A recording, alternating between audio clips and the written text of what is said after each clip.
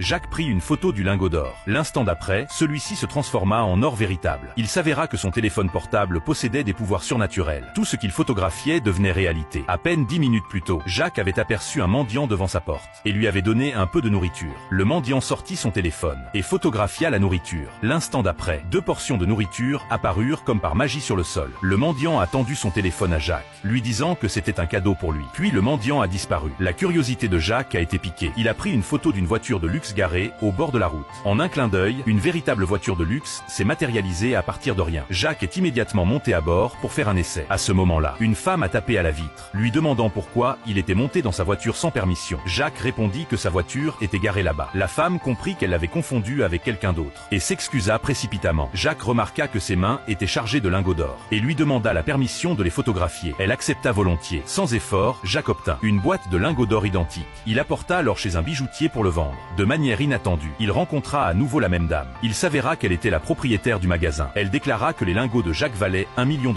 et demanda à son personnel d'aller chercher le paiement. Jacques aperçut un énorme lingot d'or sur le comptoir et s'enquit de sa valeur. Elle répondit qu'il valait $2 millions. Il sortit à nouveau son téléphone portable pour prendre une photo souvenir avant de partir avec le $1 million. De retour chez lui, il étala l'argent sur son lit et leva son téléphone pour immortaliser la scène. Le $1 million se transforma instantanément en $20 millions. Le gros lingot d'or s'était également dupliqué. Jacques était fou de joie. Du jour au lendemain, il était devenu milliardaire. Allongé dans son lit, il rêvait à la vie des riches. À ce moment-là, son propriétaire frappa à la porte pour récupérer le loyer. Jacques sortit une liasse de billets, la lança au propriétaire et lui demanda si cela suffisait. Le propriétaire répondit que c'était plus que suffisant.